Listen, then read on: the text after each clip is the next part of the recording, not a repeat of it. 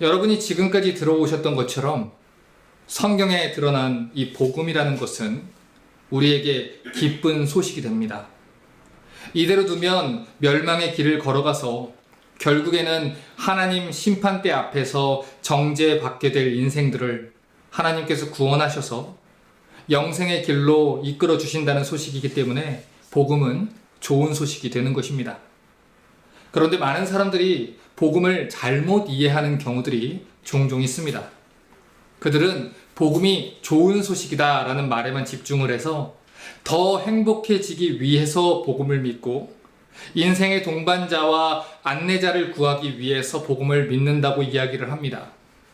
그리고 나를 위로하고 나를 격려하는 위로자를 구하기 위해서 복음을 받아들인다고 합니다. 왜냐하면 현대의 많은 사람들이 전해주는 복음이라는 것이 성경이 이야기하는 복음이 아니라 그 사람들이 원하는 형태의 복음이 되어버렸기 때문입니다. 그래서 수많은 현대의 전도자들은 이렇게 이야기를 합니다. 하나님은 당신을 사랑하시고 당신을 향한 크신 계획을 가지고 있습니다. 그러므로 하나님과 함께 인생을 걸어보지 않겠습니까? 여러분의 인생을 하나님께 맡겨보시지 않겠습니까? 이것이 완전히 틀린 말은 아니지만 이것이 성경이 말하는 복음의 전부다라고 하는 데 있어서는 틀린 말입니다. 성경이 이야기하는 복음의 핵심은 내가 행복하냐 아니면 내가 불행하냐 이 문제에 달려있지 않습니다. 성경이 진짜 관심을 두는 것은 심판 날에 하나님과 나의 관계가 어떠한지, 내가 어디에 소속되어 있는지 관심이 있는 것입니다. 성경이 이야기하는 복음이라는 것, 그리고 복음을 전한다는 것은 복음이 무엇을 했느냐에 대한 문제만을 이야기하는 것이 아닙니다. 복음이 우리를 행복하게 하고 복음이 우리에게 어떠한 좋은 일을 했는지만을 이야기하는 게 결코 전부가 아닙니다. 복음이 좋은 소식이라고 하는 것은 우리에게 그 복음이 얼마나 필요한지 알려주는 데에 그 중요성이 달려 있습니다. 그렇기 때문에 우리가 복음을 전한다는 것은 복음이 어떤 일을 행했는지를 가르쳐 주는 것뿐만 아니고 우리에게 그 복음이 얼마나 필요한 것인지 복음의 필요성에 대해서까지도 가르쳐 주는 것을 이야기한다는 것입니다. 그 일을 위해서 사도 바울은 로마서 1장부터 3장까지의 긴 분량을 사용하고 있는 것이죠. 로마서 1장 16절을 보겠습니다. 내가 복음을 부끄러워하지 아니하노니 이 복음은 모든 믿는 자에게 구원을 주시는 하나님의 능력이 됨이라. 첫째는 유대인에게요 또는 헬라인에게로다. 성경은 복음이 모든 믿는 자에게 구원을 주시는 하나님의 능력이 된다라고 이야기했습니다. 그리고 첫째는 유대인에게요 또한 헬라인에게로다 라고 표현을 한 것은 모든 인류를 통칭하는 표현이라고 했지요. 자, 그러면 이 구절을 뒤집어서 이야기하면 어떤 말을 하는 겁니까? 모든 사람들은 구원이 필요하다는 겁니다. 모든 사람들은 그래서 복음이 필요하다는 것이죠. 로마서 1장 17절을 또 보겠습니다. 복음에는 하나님의 의가 나타나서 믿음에 이르게 하나니 기록된 바 오직 의인은 믿음으로 말미암아 살리라 함과 같으니라. 오직 의인은 믿음으로 말미암아 산다라고 했습니다. 그리고 하나님의 복음이 그 복음을 믿는 자들로 하여금 믿음에 이르게 하고 그 믿음으로 살 수 있게 해준다는 것이죠. 자, 그런데 이 구절을 다시 또 뒤집어서 말하면 모든 사람들은 영원한 죽음에 이르게 될 운명에 처해 있다라는 것입니다. 하지만 복음이 그 사람들을 살 수 있게 해준다는 거죠. 그래서 우리에게는 복음이 필요하다라고 이야기하는 것입니다. 자, 그러면 왜 성경은 모든 사람들에게 복음이 필요하다라고 이야기하는 걸까요? 로마서 1장 18절을 보면 하나님의 진노가 불의로 진리를 막는 사람들의 모든 경건치 않음과 불의에 대하여 하늘로 쫓아 나타났다라고 이야기를 합니다. 그러니까 우리에게 복음이 필요한 이유는 하나님의 진노가 나타났기 때문이라는 거예요. 하나님의 심판이 임박했기 때문이라는 것이죠. 그래서 이대로 가다가는 우리의 죄값을 치르고 하나님 앞에서 영원한 심판을 받는 운명에 처해 있기 때문에 우리에게 복음이 필요하다는 것입니다. 그래서 바울이 로마서 1장 18절부터 3장 8절까지의 긴 분량을 사용해서 이방인들과 유대인들의 죄를 지적했던 거예요. 마치 하나님 앞에서 검사의 역할을 하는 것처럼 이방인들과 유대인들의 죄를 신문을 하고 그들이 유죄라는 것을 밝혀낸 거죠. 그리고 오늘 본문을 통해서는 그 손가락을 우리를 향해서 들고 우리 또한 모든 사람들이 죄인이라는 증거를 대고 있는 것입니다. 로마서 3장 9절을 보겠습니다. 그러면 어떠하니 우리는 나으뇨 결코 아니라 유대인이나 헬라인이나 다 죄 아래에 있다고 우리가 이미 선언하였느니라. 사도 바울은 이 말씀을 처음 전해받은 로마 교회 성도들 뿐만 아니고 오늘날 로마서의 말씀을 대하는 우리 모든 사람들한테 이야기를 합니다. 우리 모두는 어디 아래에 있다고요? 죄 아래에 있다는 것입니다. 지금 여기서 우리가 주목해야 하는 것은 지금 바울은 우리가 말하는 크라임이라는 것, 여러 가지 그러니까 범죄의 형태들이나 범죄의 세부적인 내용들을 이야기하는 게 아니라는 거예요. 오히려 지금 바울이 이야기하는 것은 sin이라고 하는 단수 명사입니다. 모든 죄의 종류를 포함하는 복수 명사를 쓰는 게 아니고 sin이라고 하는 단수 명사를 사용하고 있다는 거예요. 그러면 죄라는 단어를 통해서 바울이 이야기하고자 하는 것은 무엇입니까? all under sin이라는 거예요. 모든 사람들이 죄 아래에 있다는 것이죠. 로마서를 보면 뭐뭐 아래 이런 표현이 4번 등장합니다. 아주 중요한 표현이기 때문에 성경을 좀 찾아가면서 하이라이트를 좀 치고 정리를 좀 하시면 좋을 것 같아요. 가장 첫 번째로 이야기하는 뭐뭐 아래라는 표현은 지금 우리가 읽었던 죄 아래라는 표현이에요. 이 표현은 두 번째로 등장하는 율법 아래라는 표현하고 사실 같은 표현입니다. 로마서 3장 19절을 보겠습니다. 우리가 알거니와 물은 율법이 말하는 바는 율법 아래에 있는 자들에게 말하는 것이니 이는 모든 입을 막고 온 세상으로 하나님의 심판 아래에 있게 하려 함이라. 지금 여기서 이야기한 율법 아래에 있는 자들, under the law라는 이 표현이 바로 죄 아래에 있는 자들, under sin이라는 말하고 같은 표현입니다. 모든 사람들은 아담의 범죄 이후로 죄의 권세자인 사탄의 지배 아래에 있다는 거예요. 모든 사람들은 죄의 권세 아래에 있고 죄에 속해 있다는 것이죠. 그러니까 지금 여기서 이야기하는 뭐뭐 아래라는 표현은 결국에는 소속을 이야기하는 것입니다. 그 사람이 어디에 속해 있느냐 이걸 얘기를 하는 거예요. 그래서 로마서 6장 14절을 보면 뭐뭐 아래라는 또 하나의 아래가 등장을 하는데 죄가 너희를 주관치 못하리니 이는 너희가 법 아래 있지 아니하고 은혜 아래 있음이니라 이렇게 얘기합니다. 그러니까 성경이 죄로 인해 타락한 인간을 살펴보는 방식이 바로 어디에 속해 있느냐라는 문제라는 것입니다. 성경은 모든 사람들이 죄 아래 또는 율법 아래에 있든지 은혜 아래에 있든지 이렇게 구분을 하고 있다는 거예요.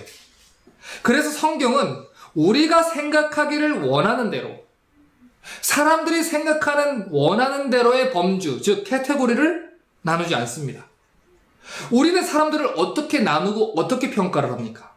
우리는 그 사람이 얼마나 도덕적으로 살았고 얼마나 존경받을 사람이고 얼마나 착한 일을 했고 얼마나 선한 일을 많이 했는지를 봅니다. 하지만 성경은 그 사람이 어디에 소속되어 있느냐를 물어본다는 거예요.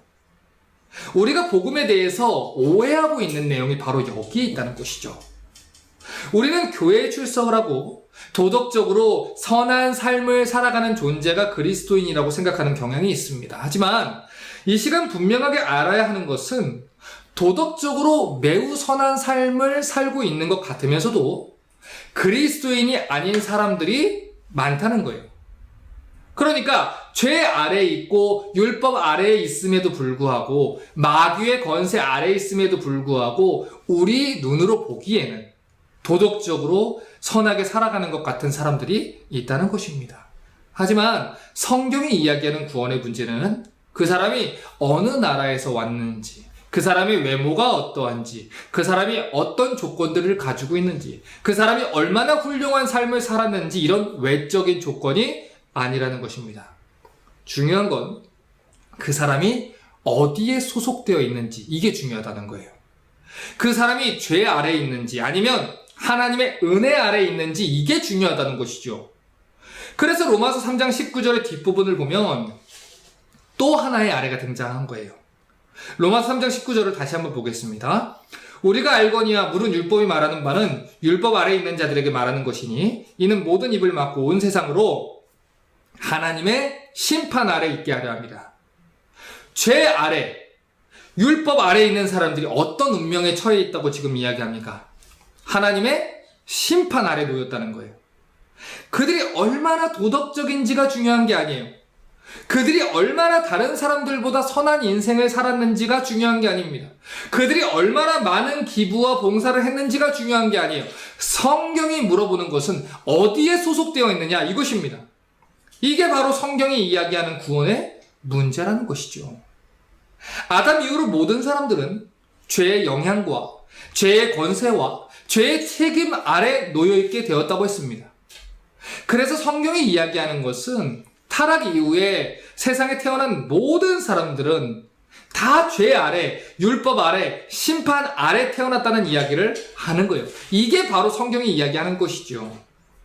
그래서 성경은 모든 사람들이 태어날 때부터 죄 아래에서 태어나고 그들 속에 있는 죄와 함께 태어난다라고 이야기를 하는 것입니다. 모든 사람들은 그래서 자기에게 전가된 죄의 책임과 죄의 권세와 죄의 영향 아래 있다는 것이죠. 그렇기 때문에 모든 사람들은 하나님의 은혜 아래에서 구원받기 전에는 심판 아래에 있는 자기의 운명을 바꿀 수 없다고 성경이 이야기하는 것입니다. 이것이 바로 성경이 이야기하는, 이 복음이 이야기하는 구원의 전제라는 거예요. 복음은 막연하게 우리에게 행복을 이야기해주는 철학자들의 메시지가 아닙니다. 복음은 막연하게 우리에게 더 나은 삶으로 인도해주는 선생이 아닙니다. 성경이 이야기하는 복음은 좋은 소식입니다. 하지만 이 복음은, 이 좋은 소식은 인간의 죄와 타락을 인식하지 못하는 이상, 자신이 얼마나 소망 없는 죄인이라는 것을 깨닫지 못하는 이상, 자기가 죄인이고 죄 아래에 있고 율법 아래에 있고 심판 아래에 있다는 사실을 깨닫지 못하는 이상 소용이 없다는 것입니다. 조금 더 분명하게 이야기하면 어떤 사람이 자기가 타락했다는 사실을 인식하지를 못하고 자기가 하나님 앞에서 추악한 죄인이라는 것을 인식하지 못한다면 그 사람은 왜 하나님의 아들이 자신의 죄를 위해서 죽으셔야 했는지를 결코 이해할 수 없다는 것입니다. 그리고 그 사람은 예수가 왜 이 땅에 오셨는지, 어떻게 예수의 십자가로 말미암는 의로움이 나의 의로움이 되는지, 그것이 왜 절대적으로 필요한지 절대로 이해할 수 없다는 것이죠. 그러므로 성경이 이야기하는 복음을 들으셔야 됩니다. 내가 편리하게 받아들이고 내가 우호적으로 받아들이기 위해서 사람들이 만들어낸 복음을 받아들이시면 안 됩니다. 성경은 분명히 우리가 소망 없는 죄인이라고 이야기합니다. 성경은 그래서 우리가 그대로 두면 하나님의 심판 아래에 있는 죄에 팔린 자들이라고 분명하게 말합니다. 우리 스스로에게 소망이 없기 때문에 예수 그리스도의 십자가가 필요하다 합니다. 그래서 우리에게 복음이 필요하고, 그래서 복음은 그런 사람들에게 좋은 소식이 된다고 합니다. 이것이 바로 성경이 이야기하는 것이고, 이 사실을 입증하기 위해서 사도 바울은 오늘 본문에 로마서 3장 10절부터 18절까지의 내용을 통해 왜 우리에게 복음이 필요한지 증거들을 제시를 하는 것입니다. 모든 사람들이 다 죄 아래 있고, 모든 사람들이 복음을 필요로 하고, 모든 사람들이 하나님의 은혜가 필요하다, 이걸 전하기 위해서 아주 분명한 증거들을 대고 있는 것입니다. 로마서 3장 10절부터 12절을 보겠습니다.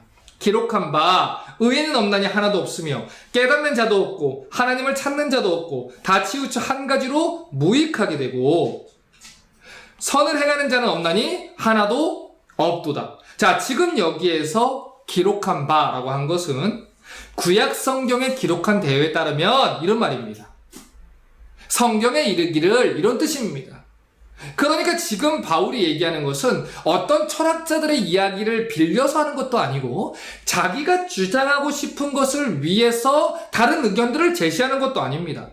성경이 뭐라고 이야기했느냐? 성경을 가지고 논증을 하고 있다는 거예요.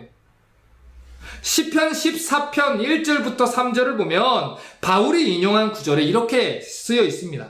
어리석은 자는 그 마음에 이르기를 하나님이 없다 하도다. 저희는 부패하고 소행이 가증하여 선을 행하는 자가 없도다. 여호와께서 하늘에서 인생을 굽어 살피사 지각이 있어 하나님을 찾는 자가 있는가 보려 하신즉 다 치우쳤으며 함께 더러운 자가 되고 선을 행하는 자가 없으니 하나도 없도다. 성경에 기록된 바에 따르면 이 세상에는 스스로 하나님을 찾는 자도 없고 하나님 기준에 선을 행하는 의인이 하나도 없다는 이야기를 하는 것이에요. 시편 53편 1절부터 3절은 또 말합니다. 어리석은 자는 그 마음에 이르기를 하나님이 없다 하도다. 저희는 부패하며 가증한 악을 행하며 선을 행하는 자가 없도다. 하나님이 하늘에서 인생을 굽어 살피사 지각이 있는 자와 하나님을 찾는 자가 있는가 보려 한즉 각기 물러가 함께 더러운 자가 되고 선을 행하는 자 없으니 하나도 없도다. 지금 여기서도 반복해서 말합니다. 선을 행하는 자도 없고 하나님을 찾는 자도 없다는 거예요. 이게 바로 성경이 이야기하는 내용입니다. 그래서 지금 바울이 강조하는 내용이 뭡니까? 다시 로마서 3장 10절부터 12절을 보겠습니다.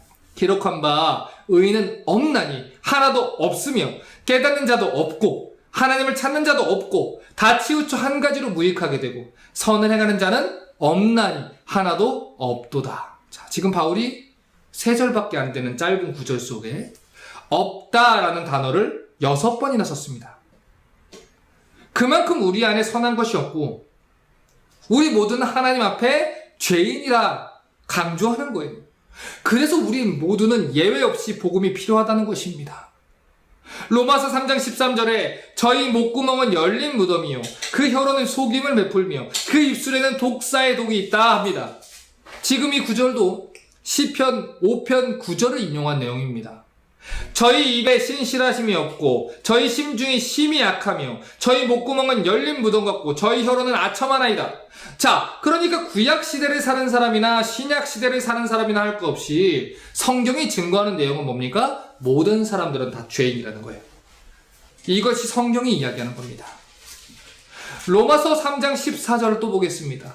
그 입에는 저주와 악독이 가득하고, 이 구절은 시편 10편을 인용한 구절인데 시편 10편 7절은 이렇게 말합니다. 그 입에는 저주와 괴율과 포악이 충만하며 혀 밑에는 잔해와 제약이 있나이다.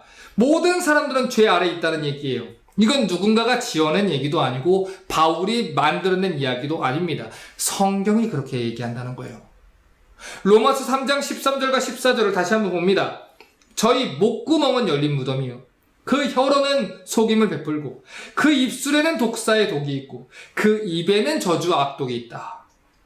지금 바울이 이야기하는 걸 들어보세요. 바울은 우리의 목구멍, 혀, 입술, 입이 더러운 죄를 짓는데 얼마나 적극적으로 사용되고 있는지 증거를 제시하는 것입니다. 가장 먼저 우리의 목구멍이 열린 무덤이래요. 여러분, 무덤이 열려 있으면 그 안에 얼마나 썩은 냄새가 나겠습니까?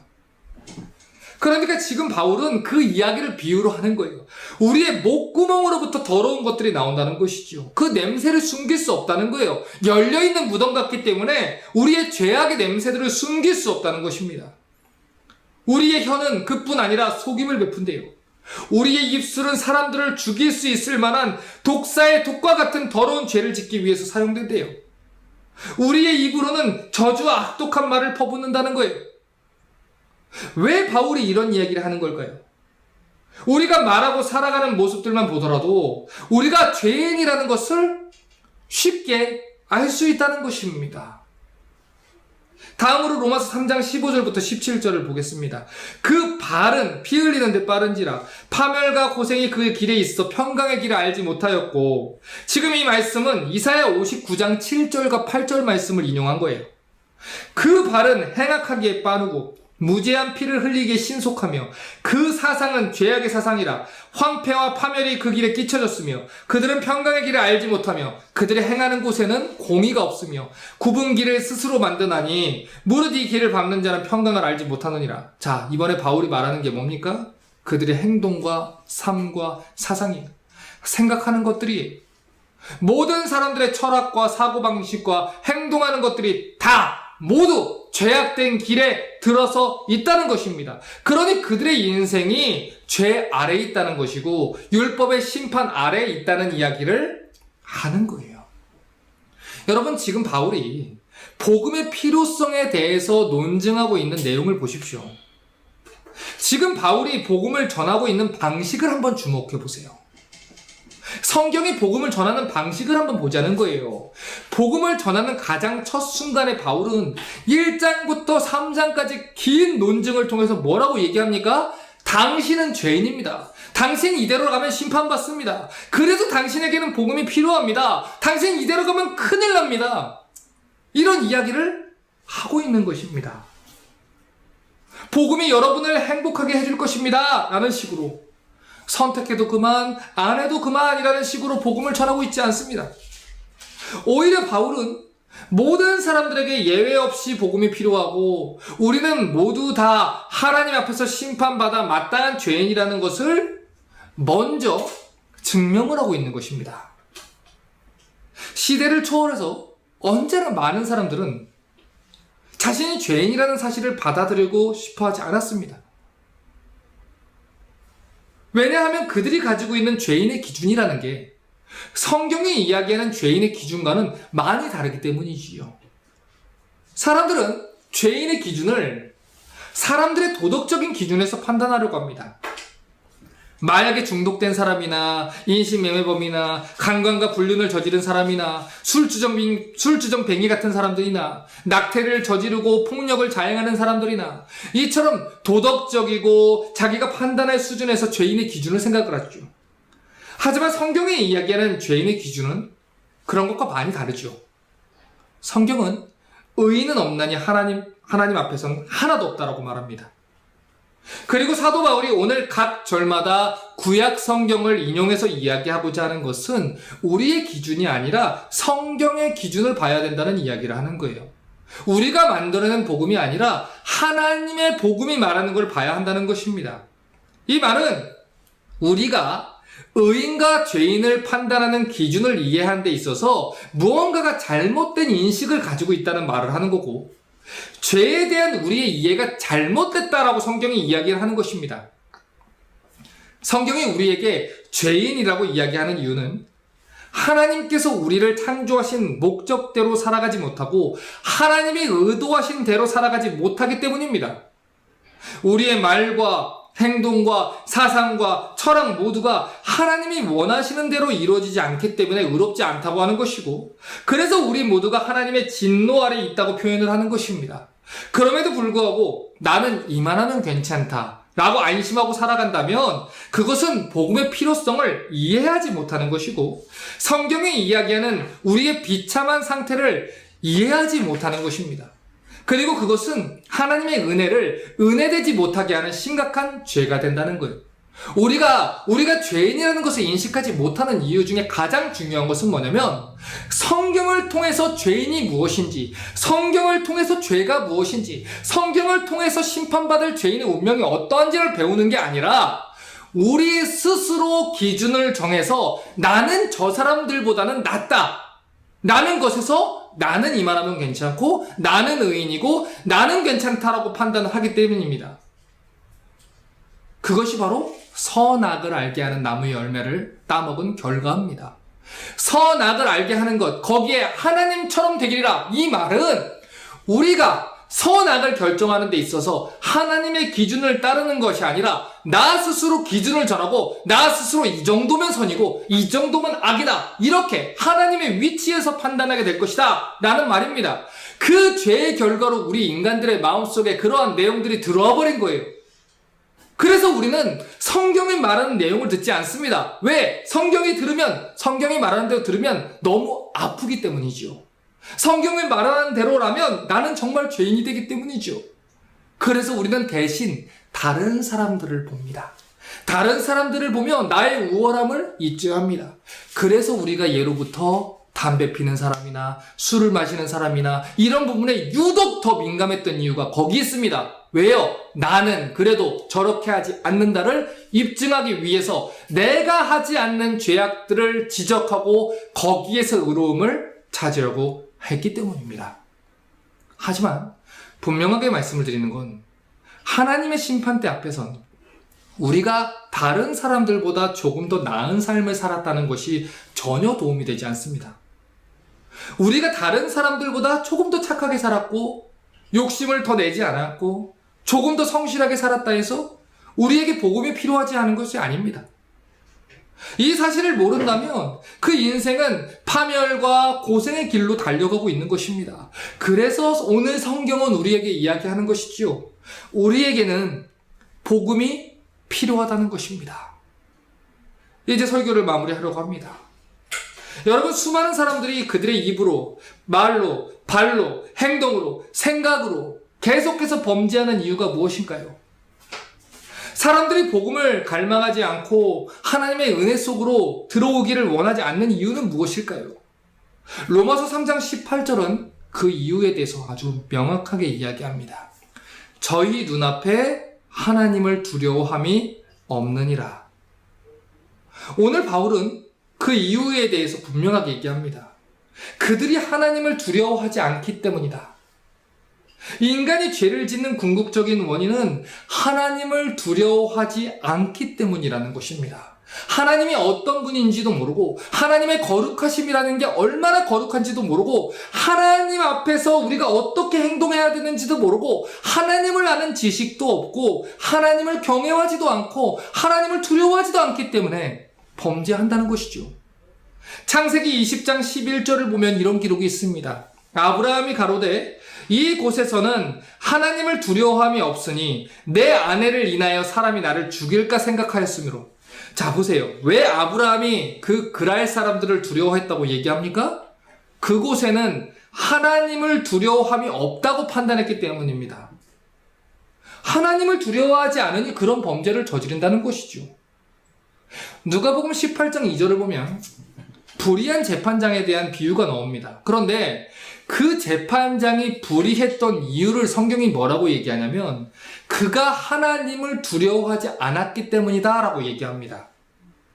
이처럼 성경은 하나님을 두려워하는 마음이 없는 곳에는 죄가 차고 넘칠 수밖에 없다는 것입니다. 하나님이 두렵지 않으니 죄를 짓는 것입니다. 하나님을 두려워하지 않으니 복음을 갈망하지 않는 것이지요. 하나님이 두렵지 않으니 임박한 진노가 두렵지 않은 것이고 복음이 필요하다 여기지 않는 것입니다. 그러면 어떻게 해야 하는 걸까요?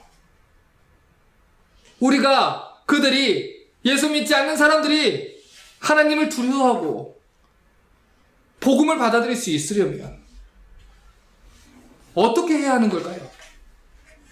사도행전 26장 17절을 보면 바울이 아주 중요한 얘기를 했습니다. 이스라엘과 이방인들에게서 내가 너를 구원하여 저희에게 보내어 그 눈을 뜨게 하여 어두움에서 빛으로 사단의 권세에서 하나님께로 돌아가게 하고 죄사함과 나를 믿어 거룩게 된 무리 가운데서 기업을 얻게 하리라 하더이다. 지금 이 말씀은 사도 바울이 자기가 처음 부르심을 받았을 때의 이야기를 하는 내용입니다. 그런데 하나님이 바울에게 뭐라고 하셨냐면 바울을 하나님께서 그들에게 보내신다는 거예요. 그래서 바울에게 복음을 전하게 하신다는 것이지요. 바울이 전하는 복음을 통해서 이방인들의 눈을 뜨게 하실 것이고 어두움에서 빛으로 돌아오게 하실 것이고 사단의 권세에서 하나님께로 돌아가게 해주시다는 거예요. 오늘 본문의 언어대로 말하면 죄 아래에서 은혜 아래로 들어가게 해주시겠다는 거예요. 무엇을 통해서요? 하나님이 무엇을 통해서 그렇게 하겠다고 정하셨습니까? 바울의 복음 전도를 통해서 하나님이 그렇게 하시겠다고 정하셨다는 거예요. 고린도전서 1장 21절에 그래서 이렇게 말했습니다. 하나님의 지혜에 있어서는 이 세상이 자기 지혜로 하나님을 알지 못하는 거로 하나님께서 전도에 미련한 것으로 믿는 자들을 구원하시기를 기뻐하셨도다. 이게 하나님의 방법입니다. 하나님은 전도에 미련한 것으로 구원의 일을 행하시는 분이에요. 이 일을 통해서 하나님께서 바울을 보내신 거고, 복음으로 눈을 뜨게 한 자들을 보내시는 거고, 복음을 모르는 자들이 그들의 복음을 전해받고 하나님께로 돌아오게 하시는 분이라는 겁니다. 그러면 여러분께 묻겠습니다. 여러분은 복음을 전하고 계십니까? 여러분의 자녀와 여러분의 부모와 여러분의 가족과 형제와 친구들과 직장 동료들 중에 분명히 예수 믿지 않는 사람들이 있을 것입니다. 그런데 현재 많은 사람들이 관계 전도라는 말을 참 많이 써요. 복음을 그들에게 전하면 그들이 거부감을 느낄 것이기 때문에 관계를 통해서 우리의 선한 삶을 보여주면 그들이 언젠가 교회로 오게 될 거고 언젠가 복음을 믿게 될 것이다. 이런 말을 많이 합니다. 하지만 성경이 이야기하는 이 구원의 방법은 그것이 아닙니다. 관계 전도는 방법 중에 하나가 될 수 있겠지요. 하지만 하나님이 그들을 구원하시는 궁극적인 방법은 무엇을 통해서입니까? 전도를 통해서입니다. 복음을 그들에게 전하는 것을 통해서 그들이 복음의 메시지를 들을 때, 그 복음의 메시지를 깨달을 때 하나님께 돌아오게 하신다는 것입니다. 그들에게 친절하고 그들에게 나이스하게 대하고 그들을 섬기는 일은 귀한 일이죠. 우리가 복음을 전하기 위해서 우리는 그들 앞에서 성경의 사람으로 크리스찬답게 살아갈 필요가 있습니다. 그럼에도 불구하고 성경이 얘기하는 것은 아무리 선하게 살아도 복음을 전하지 않으면 우리는 그들의 영혼이 구원받는 것을 보지 못한다는 것입니다. 왜냐하면 그것이 하나님의 구원 방법이기 때문이죠. 방금 전에도 이야기했듯이 그들에게 복음을 전하면 거부감이 있을 수도 있으니 우리 그냥 관계 전도를 갖자 이러면서 복음을 전하지 않는 사람들이 많다고 했는데, 혹시 여러분 가운데서도 복음을 전했다가 비방을 당할까봐 두려워서 복음을 전하지 못하는 분들이 계십니까? 혹시 여러분 중에도 현대 사람들이 죄라는 개념과 죄인이라는 개념을 싫어하기 때문에 복음에서 그러한 개념을 지우고 전해야 한다고 생각하시는 분들이 계십니까? 죄송하지만 만약에 그렇다면 여러분이 전하는 복음은 성경의 복음이 아닙니다. 온전한 복음이 아닙니다. 복음에는 복음이 얼마나 필요한지에 대해서 이야기하는 복음의 필요성이라는 것이 담겨 있습니다. 그것은 우리의 죄를 밝히고 우리가 죄인이라는 사실을 인정하게 하고 우리에게 구세주가 필요하다는 사실을 인정할 때에 빛이 나는 것입니다. 혹시라도 복음이라는 사자가 공격당할까봐 우리에 가둬놓고 계신 분은 없습니까? 그러실 필요 없습니다. 우리의 문을 열어두십시오. 복음이라는 사자가 우리 밖으로 나가도록 복음을 있는 그대로 풀어놓으십시오.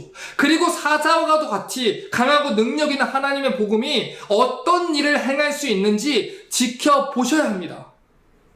하나님의 방법이 그것이니 세상이 볼 때에는 그것이 미련해 보일지라도 하나님이 전도의 방법으로, 복음의 방법으로, 이 성경만을 강해하는 이 미련해 보이는 방법으로 구원하신다고 하셨사오니 우리는 복음 전합니다. 하나님 부으십시오. 우리는 이것을 위해서 부름받은 자들이고 이 일을 위해서 다른 모든 에너지들을 하나님 말씀 전하는 데 쓰고 있는 사람들입니다. 왜냐하면 그럴 때 하나님이 구원해 주신다고 하셨기 때문이죠. 로마서 10장 14절부터 17절을 보겠습니다. 누구든지 주의 이름을 부르는 자는 구원을 얻으리라. 그런즉 저희가 믿지 아니하는 일을 어찌 부르리요? 듣지도 못한 일을 어찌 믿으리요? 전파하는 자가 없이 어찌 들으리요? 보내심을 받지 아니하였으면 어찌 전파하리요?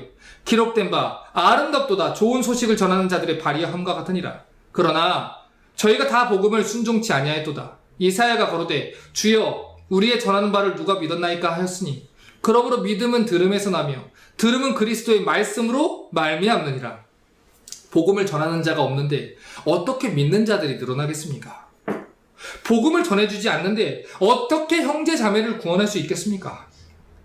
복음을 들려주지 않고 그리스도의 말씀을 들려주지 않는데 어떻게 내 형제와 가족에게 믿음이 생길 수가 있겠습니까? 우리의 사명은 복음을 전하는 것입니다. 여러분이 어떤 직업을 가졌든 무슨 일을 하면서 살았는지 그건 마지막 날에 하나님 앞에서 중요한 것이 아닙니다. 우리의 직업은 하나님께서 맡겨주신 복음 전파의 사명을 이루는 도구가 되는 것입니다. 우리의 직업 자체가 우리의 삶의 목적이나 우리가 이 땅에 보내진 이유가 되는 것이 아닙니다. 하나님께 중요한 것은 여러분이 하나님께서 맡겨주신 그곳에서 여러분에게 맡겨주신 그 사람들에게 복음을 전하고 있느냐는 것입니다. 왜냐하면 우리 모두는 그 일을 위해서 부름받은 자들이고, 그 일을 위해서 하나님 말씀을 맡은 자들이고, 그 일을 위해서 각각의 일터에서 각각의 기업을 받아서 살아가고 있는 사람들이기 때문입니다. 그러므로 이 시간 다시 한번 묻겠습니다. 여러분은 복음을 전하고 계십니까? 교회를 다니고 있느냐는 얘기를 하는 게 아닙니다. 여러분은 복음을 전하고 계십니까?